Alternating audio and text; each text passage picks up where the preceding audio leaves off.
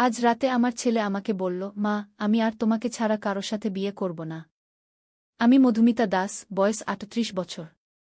আমার স্বামী বিপ্লব দাস মারা গেছেন ৫ বছর আগে। আমার একমাত্র সন্তান অভিজিৎ, বয়স ২১ বছর। সে কলেজে পড়ে। গতকাল থেকে তার আচরণ খুব অদ্ভুত লাগছে।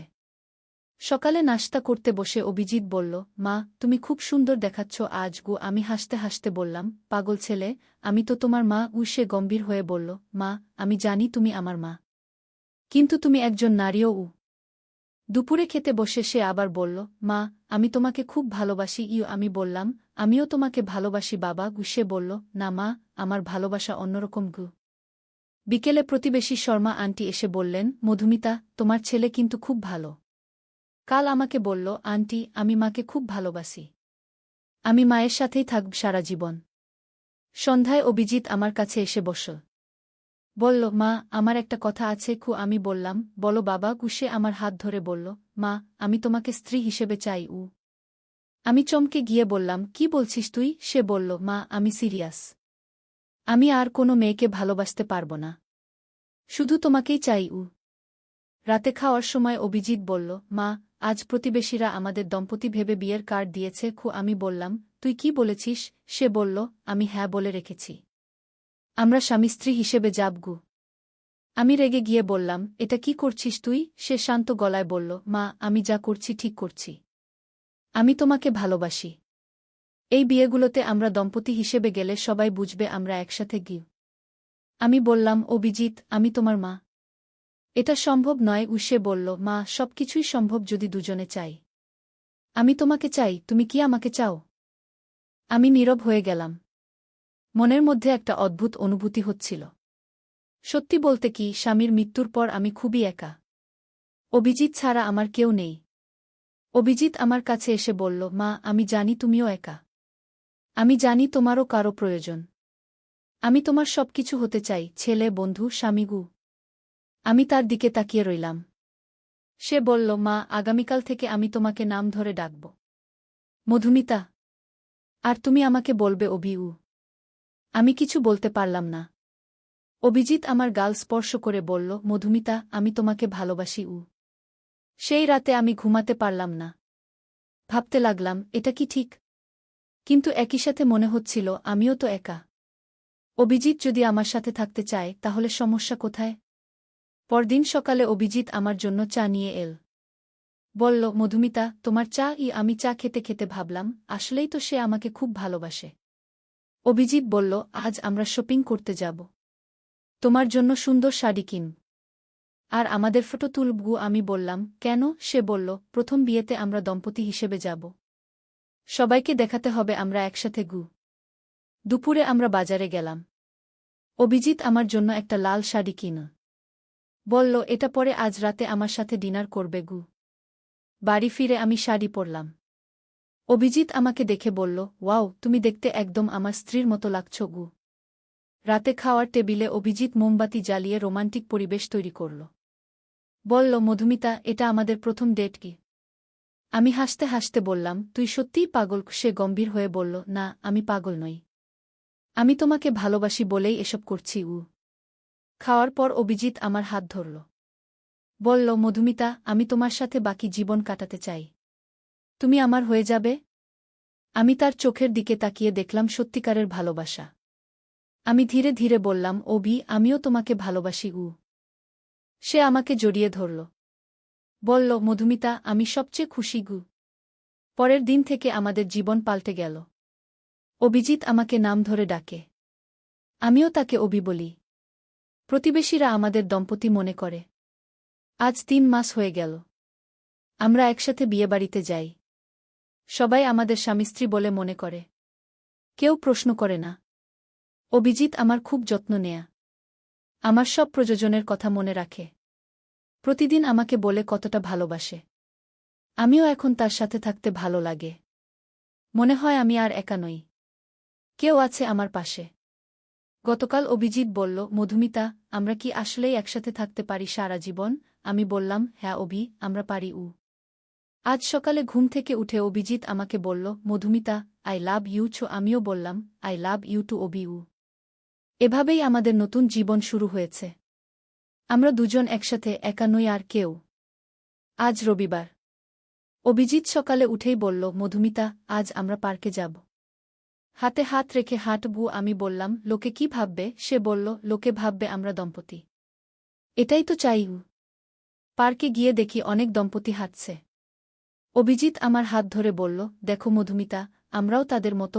আমি লজ্জা পেলাম কিন্তু ভালো লাগল। একটা বেঞ্চে বসে আমরা আইসক্রিম খেলাম। অভিজিৎ আমার মুখ থেকে আইসক্রিম মুছে দিল। বলল, তুমি খাওয়ার সময় একদম বাচ্চাদের মতো। আমি হেসে বললাম, আমি তো তোমার চেয়ে 17 বছরের বড়। সে বলল, বয়স কোনো ব্যাপার না, ভালোবাসাই আসল। পার্ক থেকে ফেরার পথে অভিজিৎ বলল, মধুমিতা, আমাদের একটা ফটোশ্যুট করাতে হবে। আমি বললাম, কেন? সে বলল, আমাদের মেমোরি তৈরি করতে হবে। বাড়ি ফিরে দেখি প্রতিবেশী রহিম চাচা দাঁড়িয়ে আছেন। তিনি বললেন, মধুমিতা, তোমরা দুজন খুব সুন্দর লাগো। তোমাদের বিয়ে কবে হয়েছিল? অভিজিৎ তাড়াতাড়ি বলল, চাচা, আমরা তো নতুন বিয়ে করেছি। চাচা চলে যাওয়ার পর আমি অভিজিৎকে বললাম, তুই এসব কি বলিস? সে বলল, মধুমিতা, আমি তো মিথ্যে কিছু বলিনি। আমরা তো আসলেই নতুন সম্পর্কে আছি। সন্ধ্যায় অভিজিৎ আমার জন্য রান্না করল চিকেন কারি আর পোলাও। খেতে বসে বলল, মধুমিতা, আমি তোমার জন্য সারা জীবন রান্না করব। খাওয়ার পর আমরা টিভি দেখতে বসলাম। একটা রোমান্টিক মুভি চলছিল। অভিজিৎ আমার কাঁধে মাথা রেখে বলল, এই মুভির হিরো হিরোইনের মতো আমরাও।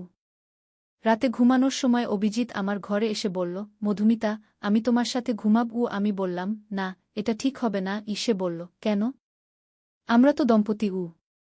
আমি বললাম, অভি, এটা একটু সময় লাগবে। সে বুঝতে পেরে বলল, ঠিক আছে, আমি অপেক্ষা করব। পরের দিন সোমবার। অভিজিৎ কলেজ যাওয়ার আগে আমাকে জড়িয়ে ধরে বলল, মধুমিতা, আমি তোমাকে মিস করব। আমিও বললাম, আমিও তোমাকে মিস করব। দুপুরে অভিজিৎ কলেজ থেকে ফোন করল। বলল, মধুমিতা, আমি তোমার কথা ভাবছি। আমি বললাম, আমিও। বিকেলে অভিজিৎ বাড়ি ফিরে আমাকে একটা ফুলের তোড়া দিল। বলল, তোমার জন্য। আমি খুশি হয়ে বললাম, কি সুন্দর। সে বলল, মধুমিতা, আমি প্রতিদিন তোমার জন্য উপহার আনব। সন্ধ্যায় আমরা বাগানে বসলাম। অভিজিৎ আমার হাত ধরে বলল, মধুমিতা, আমি তোমাকে নিয়ে আমার ভবিষ্যতের স্বপ্ন দেখি। আমি বললাম, কি স্বপ্ন? সে বলল, আমি চাই আমরা একটা ছোট বাড়িতে থাকি। তুমি আমার জন্য রান্না করবে। আমি তোমার সব প্রয়োজন মেটাব। আমি মুগ্ধ হয়ে শুনলাম।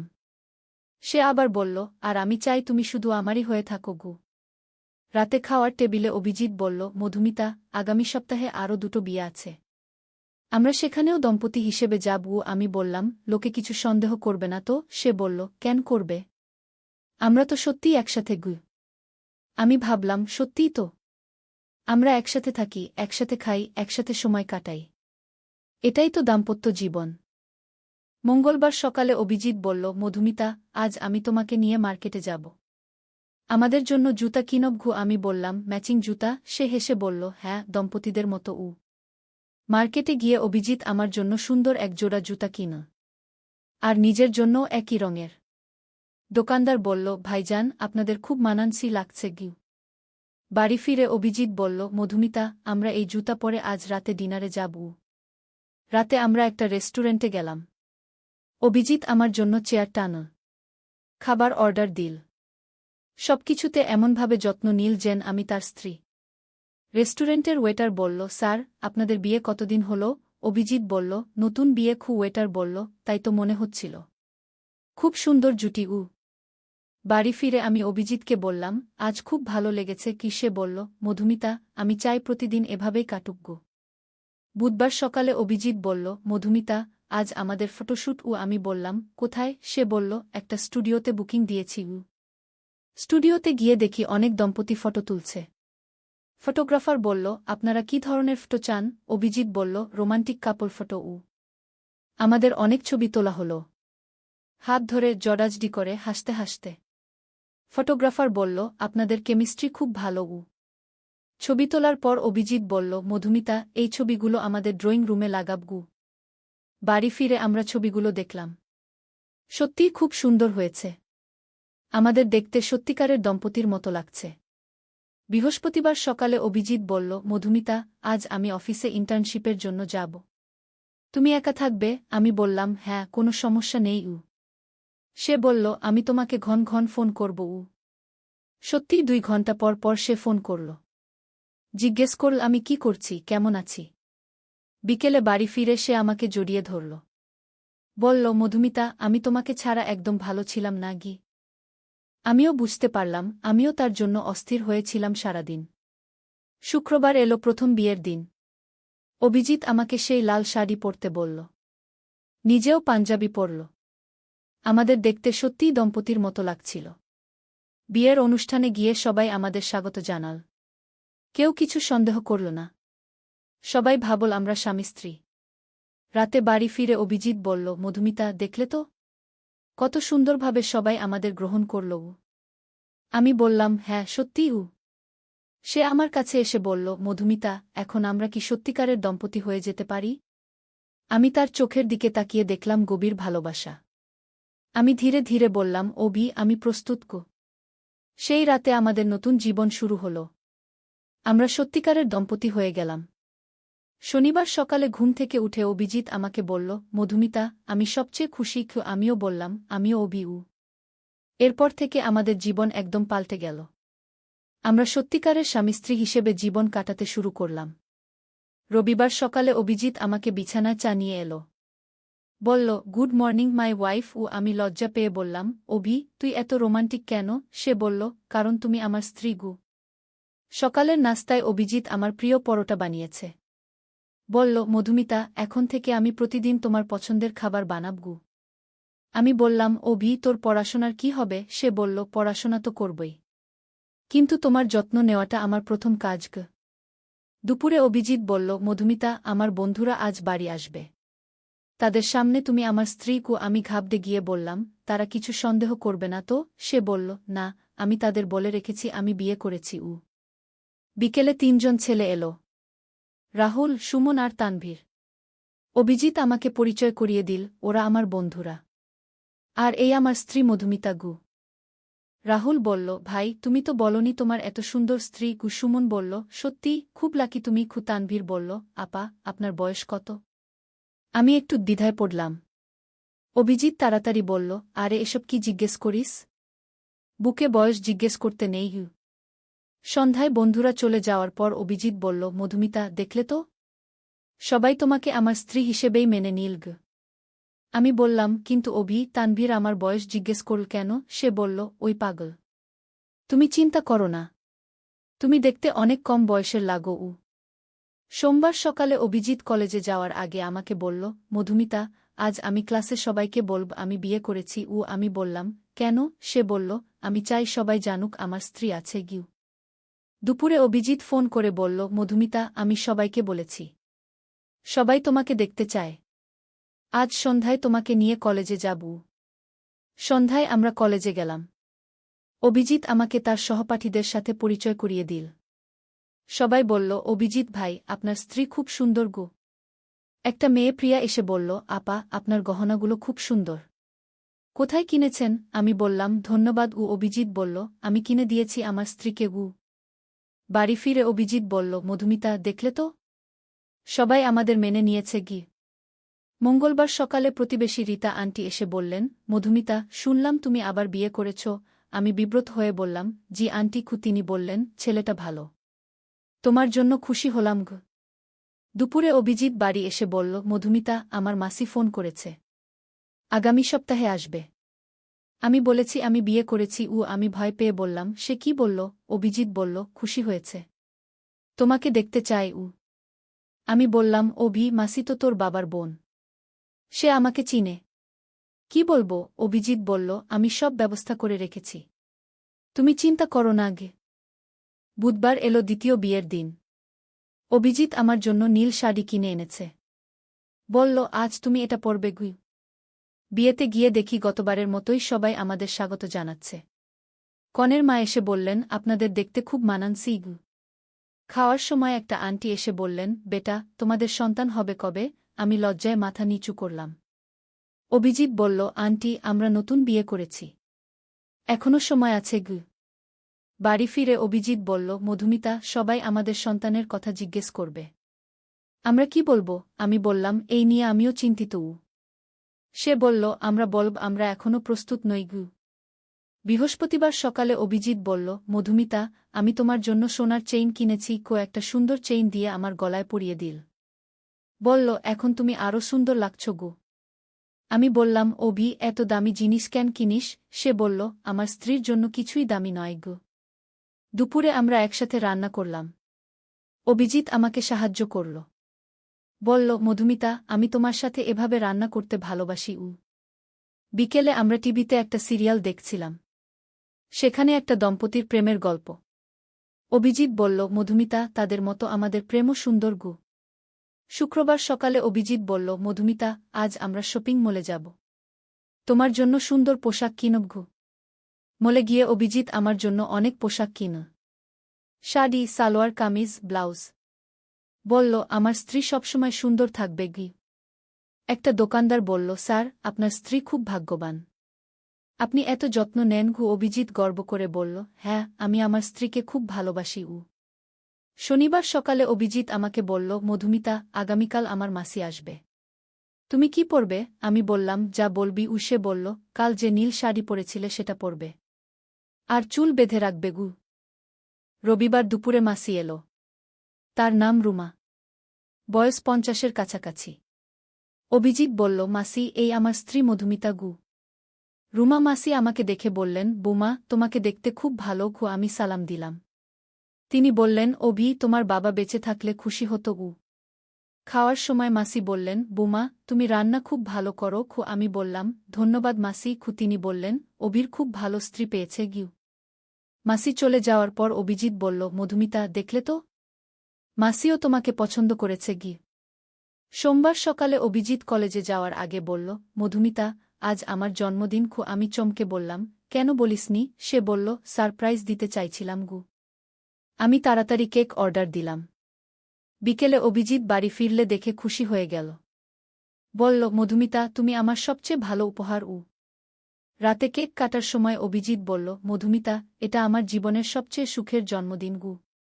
মঙ্গলবার সকালে অভিজিৎ বলল, মধুমিতা, আমি তোমার সাথে একটা ভ্রমণে যেতে চাই গু। আমি বললাম, কোথায়? সে বলল, কক্সবাজার। আমাদের হানিমুন গু। আমি লজ্জা পেয়ে বললাম, অভি, এটা কি ঠিক হবে? সে বলল, কেন হবে না? আমরা তো স্বামী স্ত্রী গু। বুধবার আমরা কক্সবাজারের জন্য রওনা দিলাম। ট্রেনে যাওয়ার সময় অভিজিৎ আমার হাত ধরে রাখল। বলল, মধুমিতা, এটা আমাদের প্রথম ট্রিপ গু। কক্সবাজার পৌঁছে আমরা একটা সমুদ্রের পাশের হোটেলে উঠলাম। অভিজিৎ রিসেপশনে বলল, আমার স্ত্রীর সাথে গু। হোটেলের রুমটা খুব সুন্দর। বালকনি থেকে সমুদ্র দেখা যায়। অভিজিৎ বলল, মধুমিতা, কি সুন্দর দৃশ্য। সন্ধ্যায় আমরা সমুদ্র সৈকতে গেলাম। অভিজিৎ আমার সাথে হাত ধরে হাঁটল। বলল, মধুমিতা, আমি তোমাকে নিয়ে এত খুশি গু। সমুদ্রের পাড়ে বসে আমরা সূর্যাস্ত দেখলাম। অভিজিৎ বলল, মধুমিতা, এই মুহূর্তটা আমি কখনো ভুলব না গি। রাতে হোটেলে ফিরে অভিজিৎ বলল, মধুমিতা, আমি তোমাকে ভালোবাসি গিউ। আমিও বললাম, আমিও তোমাকে ভালোবাসি অভি। পরের দিন আমরা আরও অনেক জায়গা ঘুরলাম। ফটো তুললাম। অভিজিৎ আমার জন্য শাক কিন। বলল, এটা পরে তুমি আরও সুন্দর লাগবে গি। 3 দিন পর আমরা ঢাকায় ফিরলাম। অভিজিৎ বলল, মধুমিতা, এই ট্রিপ আমার জীবনের সবচেয়ে সুখের সময়। নদীর ধারে এক গ্রাম। প্রথম অধ্যায়, শুরুর কথা। পদ্মা নদীর ধারে ছোট্ট একটা গ্রাম, নামটা হল কুসুমপুর। এই গ্রামে বাস করত একটা ছেলে, তার নাম রাকিব। রাকিবের বয়স মাত্র 22 বছর।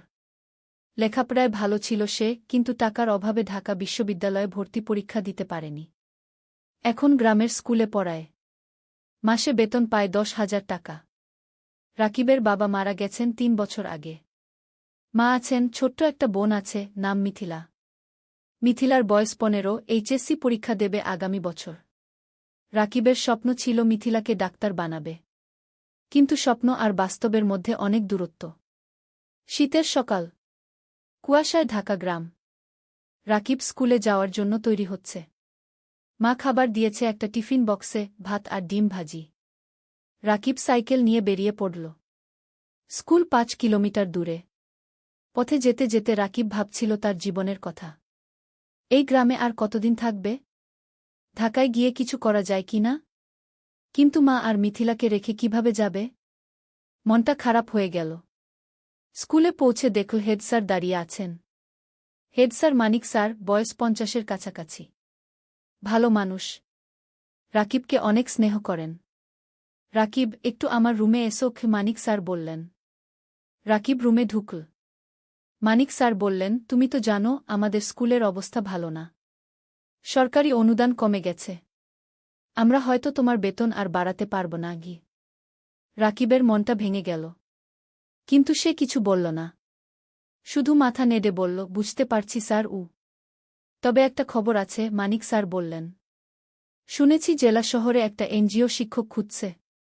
বেতন ভালো, 15,000 টাকা। তুমি চাইলে আবেদন করতে পারো। রাকিব একটু ভাবল। জেলা শহর মানে প্রায় 30 কিলোমিটার দূরে। রোজ যাওয়া আসা করা মুশকিল। থাকতে হবে সেখানে। স্যার, আমি ভেবে দেখি। রাকিব বলল। ক্লাস শুরু হল। রাকিব বাচ্চাদের বাংলা পড়াচ্ছে। ছোট্ট ছোট্ট মুখ, সবাই মন দিয়ে শুনছে। রাকিব ভাবল, এই বাচ্চাদের ছেড়ে কিভাবে যাবে? স্কুল ছুটির পর রাকিব বাড়ি ফিরল। মা রান্না করছে। মিথিলা পড়াশোনা করছে। রাকিব মাকে বলল এনজিওর কথা। মা চুপ করে রইল কিছুক্ষণ। তারপর বলল, ভাই, তুমি যা ভালো মনে করো তাই করো। আমরা সামলে নেব। কিন্তু রাকিব দেখল মায়ের চোখে পানি। দ্বিতীয় অধ্যায়, নতুন সিদ্ধান্ত। সেই রাতে রাকিব ঘুমাতে পারল না। বারবার একই চিন্তা মাথায় আসছে। কি করবে? এখানে থাকবে নাকি নতুন জায়গায় যাবে? পরদিন শুক্রবার। ছুটির দিন। রাকিব সকালে উঠে নদীর ধারে গেল। পদ্মা নদী।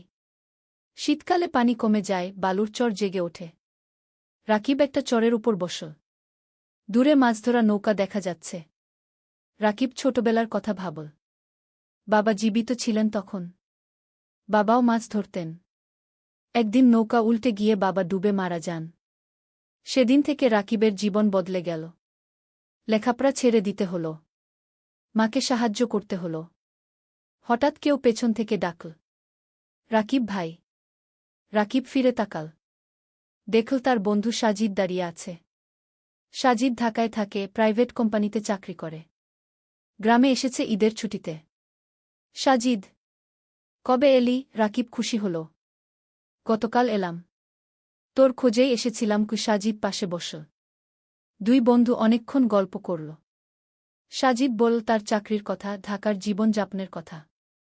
রাকিব শুনল চুপচাপ। তারপর সাজিদ জিজ্ঞেস করল, তুই এই গ্রামে আর কতদিন পড়ে থাকবি? ঢাকায় চলে আয় না। আমি তোকে চাকরি খুঁজে দেবগু।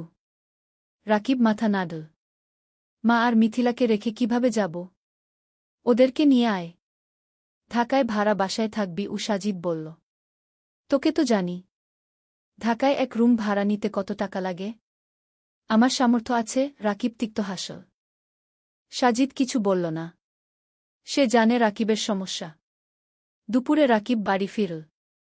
মা খাবার দিয়েছে। ভাত, ডাল আর একটা মাছ। রাকিব খেতে খেতে ভাবছিল, জীবনটা কেন এত কঠিন? খাওয়ার পর মিথিলা এল। ভাইয়া, আমার পরীক্ষার ফি দিতে হবে। 5,000 টাকা। রাকিবের মাথায় হাত। এই মাসে বেতন পাবে 10,000 টাকা। তার মধ্যে বাড়ি ভাড়া 3,000, মায়ের ওষুধ 2,000, খরচপাতি 3,000। পরীক্ষার ফি দেবে কোথা থেকে?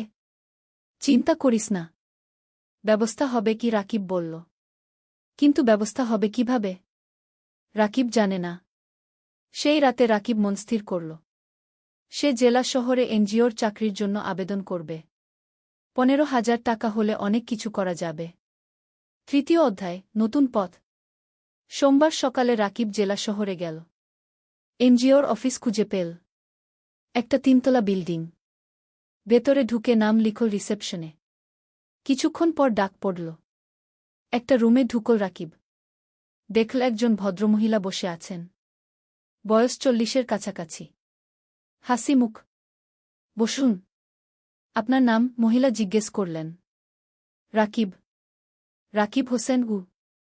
আপনার সার্টিফিকেট? রাকিব ব্যাগ থেকে সার্টিফিকেট বের করে দিল। মহিলা দেখলেন। আপনি গ্রামে পড়ান? মহিলা জিজ্ঞেস করলেন। জি, মাম। 3 বছর ধরে ভালো। আমরা গ্রামের স্কুলে কাজ করি। আপনার অভিজ্ঞতা কাজে লাগবে মহিলা আরও কিছু প্রশ্ন করলেন। রাকিব উত্তর দিল। তারপর মহিলা বললেন, ঠিক আছে, আমরা আপনাকে জানাব। 1 সপ্তাহের মধ্যে ফোন করব। রাকিব বের হয়ে এল। মনটা একটু হালকা লাগল। হয়তো চাকরি হবে। কিন্তু সমস্যা হলো অন্য জায়গা। রাকিব গ্রামে ফিরে দেখল মা অসুস্থ হয়ে পড়েছে। জ্বর হয়েছে। ডাক্তার ডেকে আনতে হল। ডাক্তার ওষুধ লিখে দিল। ওষুধের দাম 1000 টাকা। রাকিবের পকেটে 5 টাকা ছিল। বাকি 5 টাকা ধার করতে হল পাশের বাড়ির কাকার কাছে।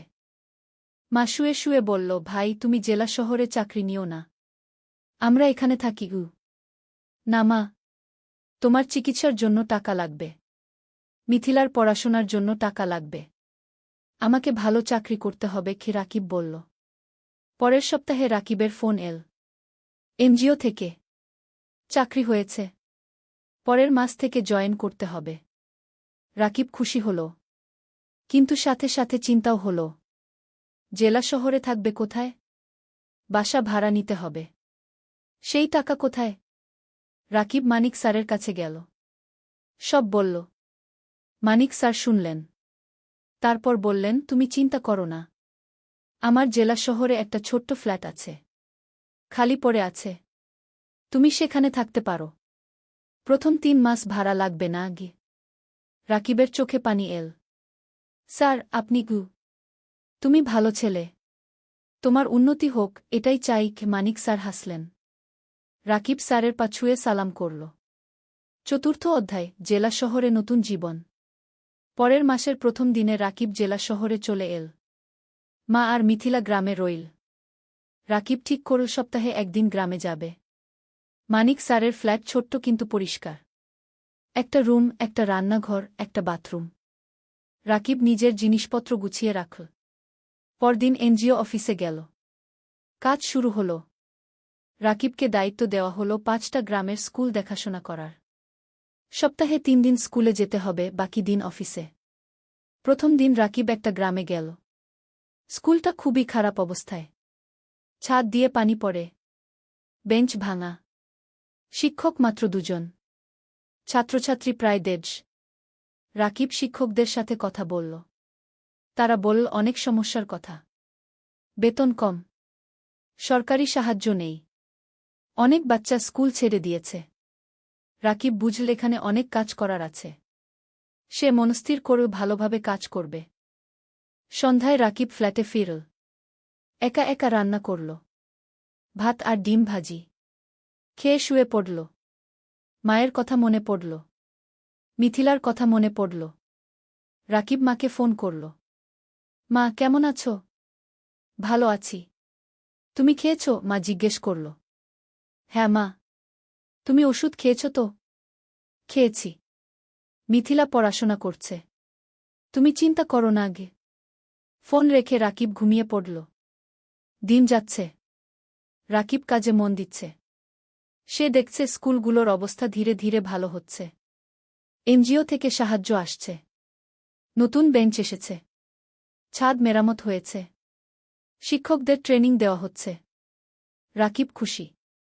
তার মনে হচ্ছে সে কিছু ভালো কাজ করছে। 3 মাস পর রাকিব প্রথম বেতন পেল। 15,000 টাকা। রাকিব সাথে সাথে 10,000 টাকা মাকে পাঠিয়ে দিল। বাকি 5,000 টাকা দিয়ে নিজের খরচ চালাবে। মা ফোন করে কাঁদল। ভাই, তুমি এত টাকা পাঠালে তোমার কি হবে? মা, তুমি চিন্তা করো না। আমার হয়ে যাবে। তুমি ভালো থাকো রাকিবের মনে হল জীবনে প্রথমবার সে কিছু করতে পারছে। 5ম অধ্যায়, নতুন বন্ধুত্ব। এনজিও অফিসে রাকিবের সহকর্মী অনেক। তার মধ্যে একজন মেয়ে আছে, নাম তানিয়া। তানিয়া ঢাকা থেকে এসেছে। লেখাপড়া করেছে ঢাকা বিশ্ববিদ্যালয়ে। খুব মেধাবী। কিন্তু গ্রামের মানুষের জন্য কাজ করতে চায়। তাই এনজিওতে জয়েন করেছে। তানিয়া আর রাকিব প্রায় একসাথে মাঠে কাজ করে। স্কুলে যায়। শিক্ষকদের সাথে কথা বলে। বাচ্চাদের পড়ায়। ধীরে ধীরে তানিয়া আর রাকিবের মধ্যে বন্ধুত্ব হল। তানিয়া রাকিবকে অনেক কিছু শেখায়। কিভাবে প্রজেক্ট প্ল্যান করতে হয়, কিভাবে রিপোর্ট লিখতে হয়, কিভাবে মানুষের সাথে কথা বলতে হয়। রাকিব তানিয়াকে শেখায় গ্রামের জীবন সম্পর্কে, গ্রামের মানুষের সমস্যা সম্পর্কে, কিভাবে তাদের সাহায্য করা যায়। একদিন তানিয়া রাকিবকে জিজ্ঞেস করল, তুমি কি বিয়ে করেছ? রাকিব হেসে বলল, না, বিয়ের কথা ভাবার সময় নেই, এখন পরিবারের দায়িত্ব আছে। তোমার পরিবার কেমন? তানিয়া জিজ্ঞেস করল। রাকিব তার মা আর মিথিলার কথা বলল, বাবার মৃত্যুর কথা বলল, কিভাবে সে সংসার চালাচ্ছে সেই কথা বলল। তানিয়া শুনো চুপচাপ, তারপর বলল, তুমি খুব সাহসী। রাকিব কিছু বলল না, শুধু হাসল। সময় যাচ্ছে, রাকিবের কাজ ভালো হচ্ছে, এনজিও থেকে তাকে প্রশংসা করা হচ্ছে, বেতনও বাড়ল, এখন 17,000 টাকা পায়। রাকিব সপ্তাহে একদিন গ্রামে যায়, মাকে দেখে আসে, মিথিলার পড়াশোনা দেখে দেয়। মিথিলা এখন কলেজে পড়ছে, সে ডাক্তার হতে চায়। একদিন মা রাকিবকে বলল, ভাই, তোর বিয়ের কথা ভাবা উচিত কি? রাকিব হাসল, মা, এখনো সময় আছে, আগে মিথিলাকে প্রতিষ্ঠিত করি কি। কিন্তু তোর বয়স হয়ে যাচ্ছে, আমি চিন্তায় থাকি কি। মা বলল, তুমি চিন্তা করো না মা, সব ঠিক হবে। ষষ্ঠ অধ্যায়, প্রেম আর স্বপ্ন। 1 বছর পার হয়ে গেল। রাকিব এখন এনজিওতে প্রজেক্ট কোঅর্ডিনেটর, বেতন 20,000 টাকা। সে এখন একটা ভাড়া বাসায় থাকে, মাসে ভাড়া 5,000 টাকা। তবু মাকে প্রতি মাসে 12,000 টাকা পাঠায়। মিথিলা খুব ভালো ফলাফল করেছে, সে মেডিকেল কলেজে ভর্তি হতে চায়, কিন্তু ভর্তি পরীক্ষার জন্য কোচিং করতে হবে, কোচিং ফি অনেক। রাকিব চিন্তায় পড়ল, কোথা থেকে টাকা আসবে। তানিয়া বুঝতে পারল রাকিবের সমস্যা। একদিন সে বলল, রাকিব, তুমি কিছু চিন্তিত মনে হচ্ছে কি? রাকিব মিথিলার কথা বলল। তানিয়া বলল, আমি আমার এক বন্ধুকে জানি, সে ঢাকায় মেডিকেল কোচিং সেন্টার চালা, আমি তাকে বলবো, হয়তো কম ফিতে তোমার বোনকে ভর্তি করে নেবে কি। রাকিব অবাক হল, তুমি এত সাহায্য করছো কেন? তানিয়া চুপ করে রইল কিছুক্ষণ, তারপর বলল, কারণ তুমি ভালো মানুষ গো। রাকিব কিছু বলল না, কিন্তু মনের ভেতর একটা অনুভূতি হল। পরের সপ্তাহে তানিয়া তার বন্ধুর সাথে রাকিবের কথা হল। বন্ধু রাজি হল মিথিলাকে অর্ধেক ফিতে ভর্তি করতে। রাকিব খুশিতে আত্মহারা, সে তানিয়াকে ধন্যবাদ দিল বারবার। তানিয়া হেসে বলল, ধন্যবাদ না, একটা ট্রিট দাও। রাকিব তানিয়াকে নিয়ে গেল একটা রেস্টুরেন্টে। দুজন একসাথে খাবার খেল, অনেক গল্প করল, হাসল। খাওয়ার পর বাইরে বের হয়ে তানিয়া বলল, রাকিব, আমি তোমাকে একটা কথা বলতে চাই। বলো। তানিয়া একটু থেমে বলল, আমি তোমাকে ভালোবাসি। রাকিব স্তব্ধ হয়ে গেল, কি বলবে বুঝতে পারল না। তানিয়া বলল, আমি জানি এটা হঠাৎ শোনাচ্ছে, কিন্তু 1 বছর ধরে তোমার সাথে কাজ করছি। তোমার চরিত্র, তোমার পরিবারের প্রতি দায়িত্ববোধ, তোমার সততা, সব কিছু দেখেছি। তুমি আমার মনে জায়গা করে নিয়েছ। রাকিব কিছুক্ষণ চুপ করে রইল, তারপর বলল, তানিয়া, আমি জানি না কি বলবো। তুমি ঢাকার মেয়ে, উচ্চশিক্ষিত, আমি একজন সাধারণ গ্রামের ছেলে। আমার পরিবার গরিব, আমার অনেক দায়িত্ব আছে। তানিয়া রাকিবের হাত ধরল। এগুলো আমার কাছে কোনো সমস্যা নয়, আমি তোমাকে চাই, তোমার টাকা বা স্ট্যাটাস নয়। রাকিবের চোখে পানি এল। তানিয়া, আমি তোমাকে কিছু দিতে পারব না। তুমি আমাকে ভালোবাসা দিতে পারবে, সততা দিতে পারবে, এটাই যথেষ্ট। রাকিব তানিয়ার দিকে তাকাল, তারপর বলল, আমিও তোমাকে ভালোবাসি, কিন্তু ভয় পাচ্ছি। কিসের ভয়? তানিয়া জিজ্ঞেস করল। ভয় পাচ্ছি তোমার পরিবার রাজি হবে না, ভয় পাচ্ছি আমি তোমাকে সুখী করতে পারব না। তানিয়া হাসল, আমার পরিবার আমাকে বিশ্বাস করে, আমি যদি খুশি থাকি তারা খুশি থাকবে, আর তুমি আমাকে সুখী করতে পারবে কিনা সেটা সময় বলবে। আমরা একসাথে চেষ্টা করব। সেই রাতে রাকিব ঘুমাতে পারল না, সারারাত তানিয়ার কথা ভাবল। জীবনে প্রথমবার কেউ তাকে এভাবে ভালোবাসল। 7ম অধ্যায়, বাধা আর চ্যালেঞ্জ। পরের সপ্তাহে রাকিব গ্রামে গেল, মাকে সব কথা বলল। তানিয়ার কথা, প্রেমের কথা। মা শুনো চুপচাপ। তারপর বলল, মেয়ে কেমন? খুব ভালো মা। তুমি তাকে দেখলে পছন্দ করবে কি? তার পরিবার রাজি হবে? আমরা তো গরিব, খিমা চিন্তিত হল। তানিয়া বলেছে তার পরিবার তাকে বিশ্বাস করে। সমস্যা হবে না গি। মিথিলা খুশি হল। ভাইজা, তুমি বিয়ে করছ? আমি ভাবির সাথে দেখা করব। রাকিব হাসল। হ্যাঁ রে, তোকে নিয়ে যাব ঢাকায়। কিন্তু সমস্যা এল অন্য দিক থেকে। তানিয়া তার বাবা মাকে রাকিবের কথা বলল। প্রথমে তারা খুশি হল। কিন্তু যখন জানো রাকিব একজন এনজিও কর্মী, বেতন মাত্র 20,000 টাকা, তখন তারা আপত্তি করল। তানিয়ার বাবা বললেন, তানিয়া, তুমি ঢাকা বিশ্ববিদ্যালয় থেকে পাস করেছ। তুমি একজন ভালো চাকরিজীবী ছেলে পাবে। এই ছেলে তোমাকে কি দেবে? তানিয়া বলল, বাবা, আমি টাকার জন্য বিয়ে করছি না। আমি রাকিবকে ভালোবাসি। ভালোবাসা দিয়ে সংসার চলে না কি? তানিয়ার মা বললেন। বাবা মা, রাকিব খুব সৎ এবং পরিশ্রমী। সে তার পরিবারের জন্য অনেক কষ্ট করছে। এরকম মানুষ এখন কমই আছে কি? তানিয়া বোঝানোর চেষ্টা করল। আমরা সময় চাই। আমরা ছেলেটাকে দেখতে চাই কি? তানিয়ার বাবা বললেন। তানিয়া রাকিবকে ফোন করে সব বলল। রাকিব শুনল। তারপর বলল, আমি জানতাম এটা হবে গু। তুমি হাল ছেড়ে দিও না। আমি তাদের বোঝাব। তানিয়া বলল। পরের মাসে রাকিব ঢাকায় গেল। তানিয়ার বাবা মার সাথে দেখা করল। তারা রাকিবকে অনেক প্রশ্ন করল। রাকিব সব সততার সাথে উত্তর দিল। তানিয়ার বাবা বললেন, তুমি তোমার ভবিষ্যৎ নিয়ে কি ভাবছ? তুমি সারা জীবন এনজিওতে থাকবে? রাকিব বলল, আঙ্কেল, আমি স্বপ্ন দেখি একদিন নিজের একটা স্কুল করব। গ্রামের গরিব ছেলে মেয়েদের বিনামূল্যে পড়াব। এটা আমার লক্ষ্য। তানিয়ার বাবা অবাক হলেন। তুমি কি জানো একটা স্কুল খুলতে কত টাকা লাগে? জানি আঙ্কেল। কিন্তু আমি বিশ্বাস করি যদি সততার সাথে চেষ্টা করি, একদিন সফল হব। তানিয়ার বাবা কিছু বললেন না। কিন্তু রাকিবের চোখে যে আগুন দেখলেন সেটা তাকে ভাবিয়ে তুলল। সেই রাতে তানিয়ার বাবা মা আলোচনা করলেন। তারপর তারা রাজি হলেন। কিন্তু একটা শর্ত দিলেন, রাকিবকে আরও ভালো চাকরি খুঁজতে হবে। রাকিব শর্ত মেনে নিল। অষ্টম অধ্যায়, নতুন সুযোগ। বিয়ের প্রস্তুতি শুরু হল। কিন্তু রাকিব চিন্তায় ছিল। বিয়েতে অনেক খরচ হবে। সেই টাকা কোথায়? তানিয়া বলল, আমরা সিম্পল বিয়ে করব। বেশি খরচ করব না আগে। কিন্তু তানিয়ার পরিবার বড় বিয়ে চায়। অনেক আত্মীয় স্বজন আছে। রাকিব টেনশনে ছিল। তখন মানিক স্যার তাকে ডাকলেন। স্যার বললেন, রাকিব, আমি শুনেছি তোমার বিয়ে হবে। আমি তোমাকে একটা উপহার দিতে চাই। স্যার একটা খাম দিলেন। খামে ছিল 50,000 টাকা। রাকিবের চোখ বড় হয়ে গেল। স্যার, এটা আমি নিতে পারব না গি। এটা উপহার। তুমি আমার ছাত্রের মতো। তুমি অবশ্যই নেবে। স্যার জোর করলেন। রাকিব স্যারকে জড়িয়ে ধরল। স্যার, আপনি আমার জন্য অনেক কিছু করেছেন গি। তুমি ভালো থাকো। এটাই চাই।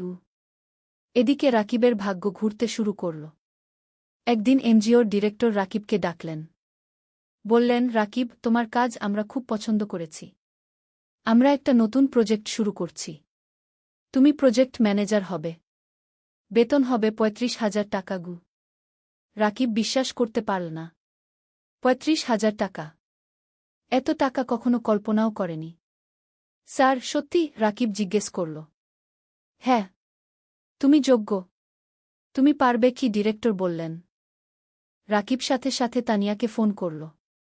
তানিয়া খুশিতে চিৎকার করল। সেই সন্ধ্যায় রাকিব মাকে ফোন করল। সব বলল। মা কাঁদতে লাগল। খুশির কান্না। ভাই, আল্লাহ তোমার ভালো করেছে। তুমি অনেক কষ্ট করেছ কি? মা বলল। মা, এখন আমরা ভালো থাকব। মিথিলার পড়াশোনা ভালো হবে। তুমি সুস্থ থাকবে গু। বিয়ের দিন এল। সিম্পল কিন্তু সুন্দর বিয়ে। গ্রাম থেকে মা আর মিথিলা এসেছে। রাকিবের বন্ধুরা এসেছে। এনজিও অফিসের সবাই এসেছে। তানিয়া দেখতে খুব সুন্দর লাগছিল লাল শাড়িতে। রাকিব পাঞ্জাবি পরেছে। বিয়ে হল। সবাই দোয়া করল। আশীর্বাদ করল। রাকিব আর তানিয়া নতুন জীবন শুরু করল। নবম অধ্যায় স্বপ্ন পূরণের পথে। বিয়ের পর রাকিব আর তানিয়া জেলা শহরে একটা বড় ফ্ল্যাট ভাড়া নিল। 2 বেডরুমের। তারা ঠিক করল মা আর মিথিলাকে নিয়ে আসবে। মা প্রথমে রাজি হল না। বলল, তোমরা নতুন বিয়ে করেছ, আমরা গেলে তোমাদের সমস্যা হবে গি। তানিয়া নিজে গ্রামে গেল। মাকে বলল, মা আপনি আমার মা, আপনি না থাকলে আমার সংসার অসম্পূর্ণ। মা তানিয়াকে জড়িয়ে ধরল। মা তুমি খুব ভালো। মা আর মিথিলা জেলা শহরে চলে এল। এখন তারা সবাই একসাথে থাকে। মিথিলা ঢাকায় কোচিং করছে। সে খুব মন দিয়ে পড়ছে। তার লক্ষ্য মেডিকেল কলেজে চান্স পাওয়া। রাকিব নতুন প্রজেক্টে কাজ শুরু করেছে। প্রজেক্টটা খুব বড়। 15টা গ্রামে কাজ করতে হবে। স্কুল, স্বাস্থ্যকেন্দ্র, নারী উন্নয়ন, সব ধরনের কাজ। রাকিব খুব ব্যস্ত হয়ে গেল। সকাল থেকে রাত পর্যন্ত কাজ। কিন্তু সে খুশি, কারণ সে মানুষের উপকার করছে। তানিয়াও কাজ করছে। সেও একটা প্রজেক্টে আছে। তাদের দুজনের মিলে এখন বেতন 55,000 টাকা। এত টাকা রাকিব কখনো কল্পনা করেনি। এখন তারা স্বাচ্ছন্দ্যে আছে। মায়ের ভালো চিকিৎসা হচ্ছে। মিথিলার পড়াশোনা ভালো হচ্ছে। রাকিব কিছু টাকা সেভিংসও করছে। একদিন রাকিব তানিয়াকে বলল, তুমি জানো আমার স্বপ্ন ছিল একটা স্কুল করা গিয়ে। হ্যাঁ, মনে আছে। তুমি এখনও সেই স্বপ্ন দেখো? তানিয়া জিজ্ঞেস করল। হ্যাঁ, আমি ভাবছি আমরা যদি কিছু টাকা সেভ করি তাহলে হয়তো একদিন একটা ছোট্ট স্কুল খুলতে পারব। তানিয়া হাসল। চলো আমরা একসাথে এই স্বপ্ন পূরণ করব। দুজনে মিলে প্ল্যান করতে লাগল।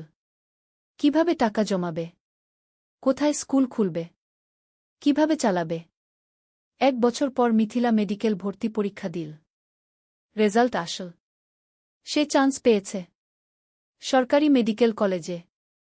পুরো পরিবার খুশিতে আত্মহারা। মা কাঁদল। রাকিব মিথিলাকে জড়িয়ে ধরল। তানিয়া মিষ্টি বিতরণ করল। ভাইয়া, এটা তোমার জন্য। তুমি আমার জন্য সব ত্যাগ করেছ। মিথিলা কাঁদতে কাঁদতে বলল। না রে, এটা তোর নিজের যোগ্যতা। তুই মন দিয়ে পড়েছিস। রাকিব বলল। সেই রাতে রাকিব ছাদে দাঁড়িয়ে আকাশের দিকে তাকাল। তার মনে পড়ল বাবার কথা। বাবা বেঁচে থাকলে কত খুশি হতেন। তানিয়া এসে পাশে দাঁড়াল। কি ভাবছ? বাবার কথা ভাবছি। সেই গরিব দিনগুলোর কথা ভাবছি। আজ আমরা এত দূর এসেছি। হ্যাঁ, আর এটা শুধু শুরু। আমাদের আরও অনেক পথ যেতে হবে। তানিয়া বলল। 10ম অধ্যায় চূড়ান্ত স্বপ্ন। 3 বছর পার হয়ে গেল। রাকিব এখন এনজিওর সিনিয়র প্রজেক্ট ম্যানেজার। বেতন 50,000 টাকা। Tania project coordinator. বেতন 40,000 টাকা। মিথিলা এখন মেডিকেল কলেজের 3য় বর্ষে। সে খুব ভালো পড়ছে। তার লক্ষ্য একজন ভালো ডাক্তার হওয়া এবং গ্রামের মানুষের সেবা করা। মা এখন সুস্থ। তার মুখে হাসি ফিরে এসেছে। রাকিব আর তানিয়া এই 3 বছরে প্রায় 10 লক্ষ টাকা সেভ করেছে। এখন তারা ঠিক করেছে স্বপ্নের স্কুল খুলবে। রাকিব গ্রামে গিয়ে একটা জমি কিনল। 2 বিঘা জমি। সেখানে স্কুল করবে। তারা ব্যাংক থেকে লোন নিল। আরও 5 লক্ষ টাকা।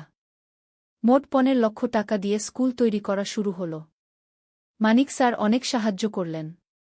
তিনি স্কুলের ডিজাইন করে দিলেন, শিক্ষক খুঁজে দিলেন। 6 মাস পর স্কুল তৈরি হল। নাম দেওয়া হল আলোর পাঠশালা। স্লোগান, শিক্ষাই আলো, শিক্ষাই মুক্তি। স্কুলে গরিব পরিবারের বাচ্চারা বিনামূল্যে পড়বে। ধনী পরিবারের বাচ্চারা কম ফিতে পড়বে। এই ফি দিয়ে স্কুল চলবে। স্কুল খোলার দিন গ্রামের সব মানুষ এল। জেলা প্রশাসক এলেন উদ্বোধন করতে। মানিক স্যার, এনজিওর ডিরেক্টর, সবাই এলেন। রাকিব মাইকে দাঁড়িয়ে বলল, আমি একসময় খুব গরিব ছিলাম। লেখাপড়া করতে পারিনি ঠিকমতো। কিন্তু আমি হাল ছাড়িনি। আজ আমি এই স্কুল করলাম যাতে গ্রামের কোনো বাচ্চাকে টাকার অভাবে লেখাপড়া ছাড়তে না হয়। সবাই হাততালি দিল। তানিয়া বলল, এই স্কুল শুধু আমার স্বামীর স্বপ্ন নয়, আমার স্বপ্ন। আমরা চাই এই গ্রামের প্রতিটা বাচ্চা শিক্ষিত হোক। আবার হাততালি। স্কুল চালু হল। প্রথম দিন 50 জন বাচ্চা ভর্তি হল। দ্বিতীয় মাসে 100, তৃতীয় মাসে 200। রাকিব আর তানিয়া সপ্তাহে 3 দিন স্কুলে যায়। বাচ্চাদের পড়ায়, শিক্ষকদের ট্রেনিং দেয়া, স্কুল দেখাশোনা করে। মিথিলা ছুটির দিনে স্কুলে এসে বাচ্চাদের স্বাস্থ্য চেক আপ করে বিনামূল্যে। মা রান্না করে বাচ্চাদের খাওয়ায়। অনেক বাচ্চা গরিব পরিবার থেকে আসে, তারা দুপুরে খায় না, মা তাদের খাওয়ায়। 2 বছর পর স্কুলে 5 বাচ্চা পড়ছে, 10 জন শিক্ষক আছে, স্কুল ভালোভাবে চলছে। জেলার মধ্যে কি আলোর পাঠশালা কি একটা আদর্শ স্কুল হিসেবে পরিচিতি পেয়েছে। একাদশ অধ্যায়, জীবনের পূর্ণতা। 5 বছর পর রাকিবের বয়স এখন 33, তানিয়ার বয়স 31। তাদের একটা মেয়ে হয়েছে, নাম রাখা হয়েছে অনন্যা। অনন্যার বয়স 2 বছর। মিথিলা এখন ডাক্তার, সে একটা সরকারি হাসপাতালে কাজ করছে। সে গ্রামের মানুষের বিনামূল্যে সেবা দেয়া। মা সুস্থ এবং খুশি, তার নাতনি অনন্যাকে নিয়ে সময় কাটায়। আলোর পাঠশালা কি এখন জেলার সেরা স্কুলগুলোর একটা। এখানে 1000 বাচ্চা পড়ছে, 20 জন শিক্ষক আছে। স্কুলের রেজাল্ট খুব ভালো। রাকিব আর তানিয়া এখন আর এনজিওতে কাজ করে না, তারা পুরোপুরি স্কুলেই সময় দেয়া। তারা আরও 2টো স্কুল খোলার পরিকল্পনা করছে। একদিন রাকিব স্কুলের ছাদে দাঁড়িয়ে আছে।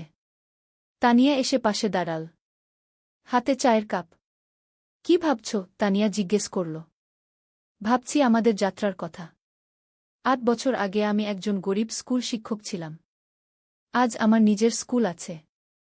1000 বাচ্চা পড়ছে গু। হ্যাঁ, আমরা অনেক দূর এসেছি, কিন্তু আরও অনেক পথ বাকি, কুতানিয়া বলল। জানো, কখনো কখনো মনে হয় স্বপ্ন দেখা ভালো। স্বপ্ন মানুষকে বাঁচিয়ে রাখে। আমি স্বপ্ন দেখেছিলাম বলে আজ এখানে এসেছি। তানিয়া রাকিবের হাত ধরল। আর আমি তোমাকে বিশ্বাস করেছিলাম বলে তোমার স্বপ্ন আমার স্বপ্ন হয়ে গেল গো। দুজন চুপচাপ দাঁড়িয়ে রইল। নিচে বাচ্চারা খেলছে, তাদের হাসির শব্দ শোনা যাচ্ছে।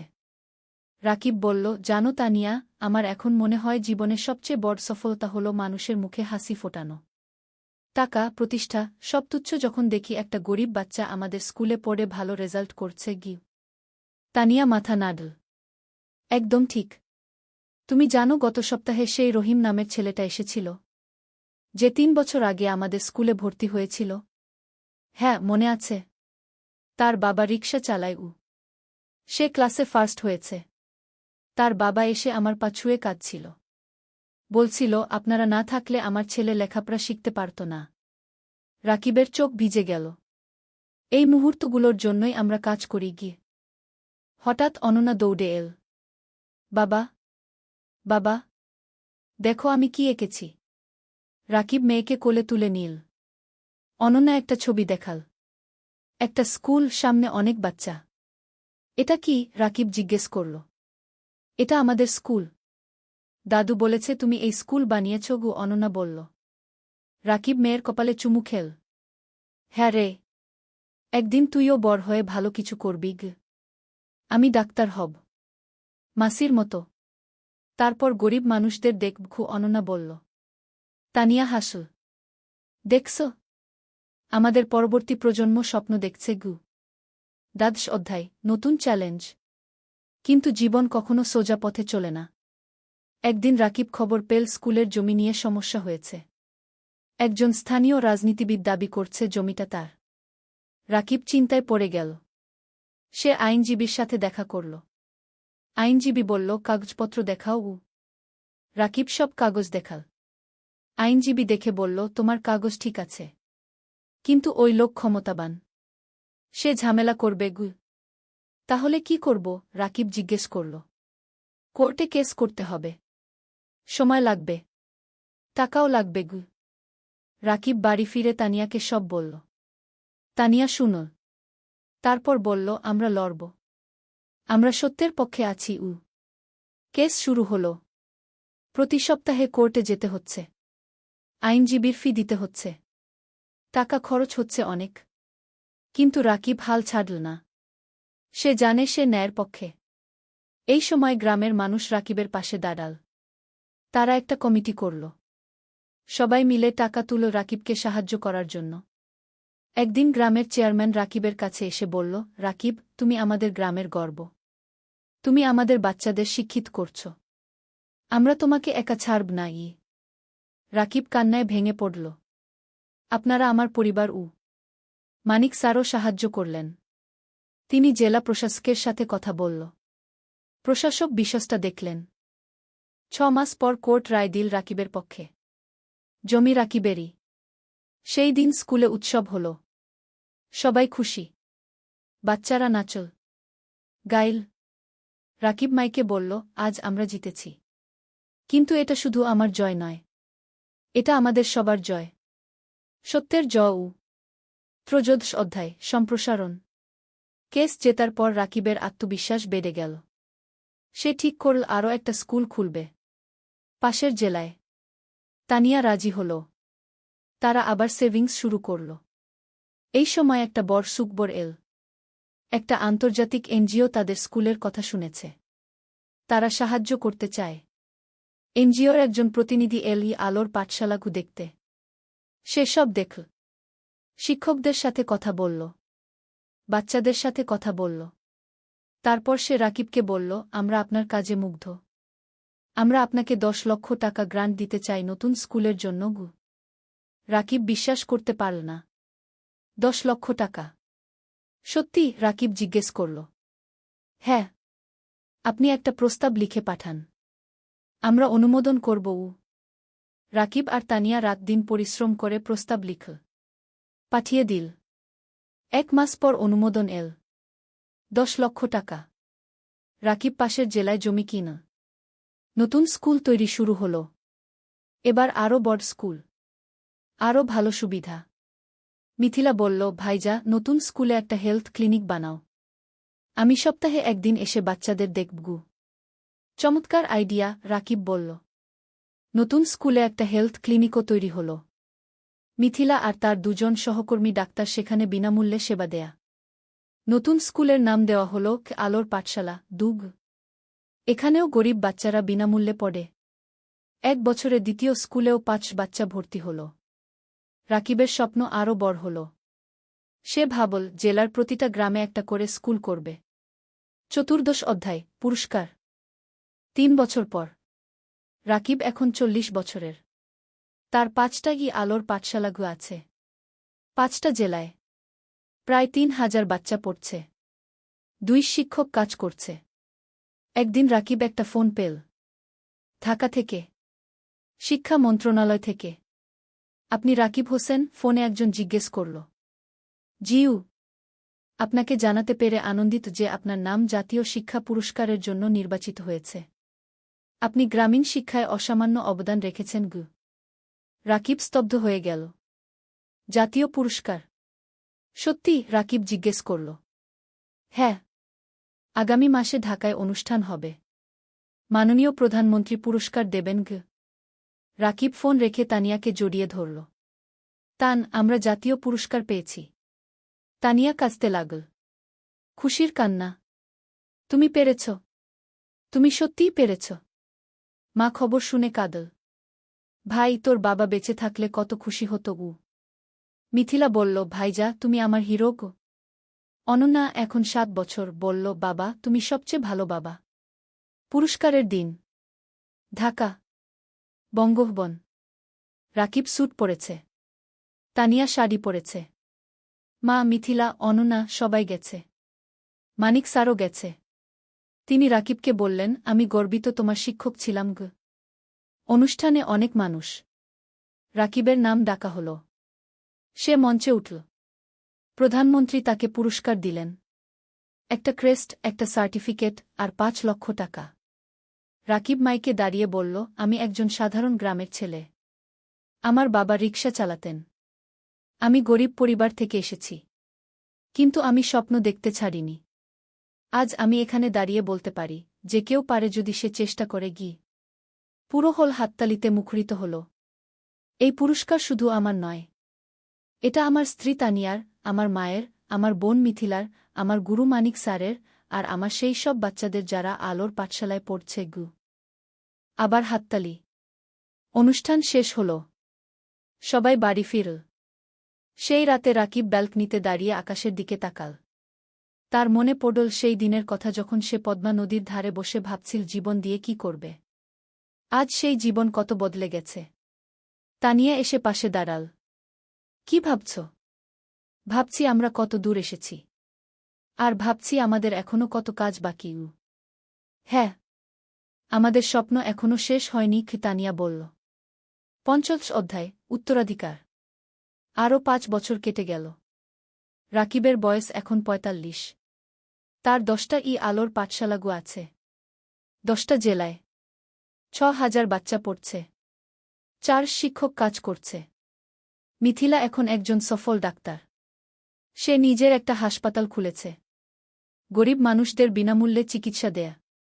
অনন্যা এখন ১২ বছর। সে আলোর পাঠশালাতেই পড়ছে। সে খুব মেধাবী। তার স্বপ্ন শিক্ষক হওয়া। বাবার মতো। মা এখন অনেক বয়স্ক, কিন্তু সুস্থ।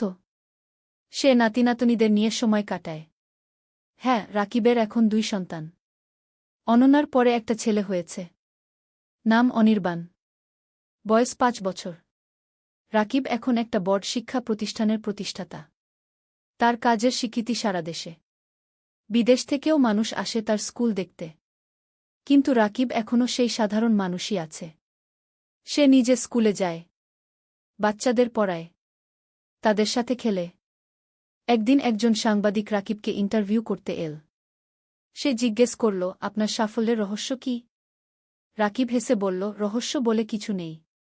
শুধু ৩টা জিনিস, স্বপ্ন, পরিশ্রম আর সততা। আপনার ভবিষ্যৎ পরিকল্পনা? আরও ২০টা স্কুল খুলব, প্রতিটা জেলায়, যাতে কোনো বাচ্চা শিক্ষা থেকে বঞ্চিত না হয়। আপনি কি রাজনীতিতে আসবেন? অনেকে বলছে আপনি দেশের জন্য অনেক করতে পারবেন। রাকিব মাথা নাড়ল। না, আমি শিক্ষক থাকতে চাই। রাজনীতি আমার জায়গা নয়। সাংবাদিক আরও অনেক প্রশ্ন করল। রাকিব উত্তর দিল। সেই রাতে টিভিতে ইন্টারভিউ দেখানো হল। পুরো দেশ দেখল। অনেক মানুষ অনুপ্রাণিত হল রাকিবের গল্পে। পরের দিন রাকিবের ফোন বাজতে লাগল। অনেক মানুষ সাহায্য করতে চায়, ডোনেশন দিতে চায়, স্বেচ্ছাসেবক হতে চায়। রাকিব তানিয়াকে বলল, দেখছ, মানুষ ভালো কাজে এগিয়ে আসতে চায়। শুধু সুযোগ দরকার। তানিয়া বলল, হ্যাঁ। আর তুমি সেই সুযোগ তৈরি করেছ। শেষ অধ্যায়, জীবনের অর্থ। আরও ১০ বছর পরের ঘটনা। রাকিবের বয়স এখন ৫৫। চুলে পাক ধরেছে, কিন্তু চোখে এখনও সেই আগুন। তার এখন ২৫টা আলোর পাঠশালাগু আছে। ১৫,০০০ বাচ্চা পড়ছে। ১,০০০-এর বেশি শিক্ষক কাজ করছে। মা আর বেঁচে নেই। ৩ বছর আগে মারা গেছেন। শান্তিতে। তার শেষ ইচ্ছা ছিল রাকিব যেন তার কাজ চালিয়ে যায়। রাকিব সেই ওয়াদা রেখেছে। মিথিলা এখন একজন প্রতিষ্ঠিত ডাক্তার। তার হাসপাতাল জেলার সেরা হাসপাতাল। সে বিয়ে করেছে একজন ইঞ্জিনিয়রকে। তাদের ২ সন্তান। অনন্যা এখন ২২ বছর। সে শিক্ষক হয়েছে। আলোর পাঠশালাতেই পড়ায়। সে বাবার উত্তরসূরি। অনির্বাণ এখন ১৫ বছর। সে মেডিকেলে পড়তে চায়। মাসির মতো ডাক্তার হতে চায়। রাকিব এখন অনেক কম সময় অফিসে থাকে। বেশিরভাগ সময় বাচ্চাদের সাথে থাকে। গল্প বলে, গান শেখায়, জীবনের পাঠ দেয়। একদিন একটা বাচ্চা রাকিবকে জিজ্ঞেস করল, স্যার, আপনি এত কিছু করলেন কেন? আপনি তো ব্যবসা করে ধনী হতে পারতেন। রাকিব হাসল। বাবা, টাকা দিয়ে সব কিছু কেনা যায় না। আমি যখন দেখি তুমি ভালো রেজাল্ট করেছ, তখন যে আনন্দ পাই সেটা কোনো টাকায় কেনা যায় না। তাহলে জীবনের অর্থ কি স্যার? বাচ্চাটা জিজ্ঞেস করল। রাকিব একটু ভাবল। তারপর বলল, জীবনের অর্থ হল অন্যের জীবনে আলো জ্বালানো।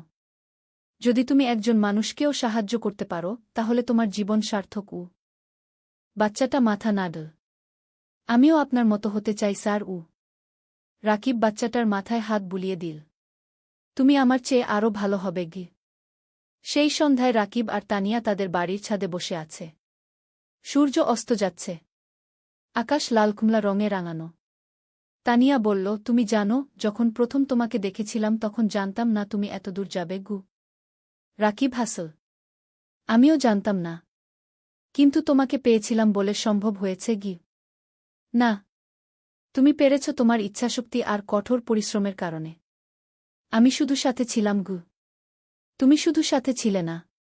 তুমি আমার শক্তি ছিলে। আমার অনুপ্রেরণা ছিলে গু। দুজন চুপচাপ বসে রইল। নিচে কি আলোর পাঠশালা গু দেখা যাচ্ছে। বাচ্চারা খেলছে। রাকিব বলল, জানো তানিয়া, আমি এখন শান্তিতে আছি। আমার মনে হয় আমি আমার জীবন দিয়ে কিছু অর্থবহ করতে পেরেছি গু। তুমি পেরেছ। তুমি হাজারো জীবন বদলে দিয়েছ গি, তানিয়া বলল। হঠাৎ অনন্যা এল। বাবা, মা, খাবার তৈরি। রাকিব উঠে দাঁড়াল। চলো। তিনজন একসাথে নিচে নামল। পরিবার একসাথে বসে খাবার খেল। হাসল। গল্প করল। রাতে শোয়ার আগে রাকিব জানালার পাশে দাঁড়িয়ে বাইরে তাকাল। দূরে তারা জ্বলছে। রাকিব মনে মনে ভাবল, জীবন একটা যাত্রা। কখনো কঠিন, কখনো সহজ।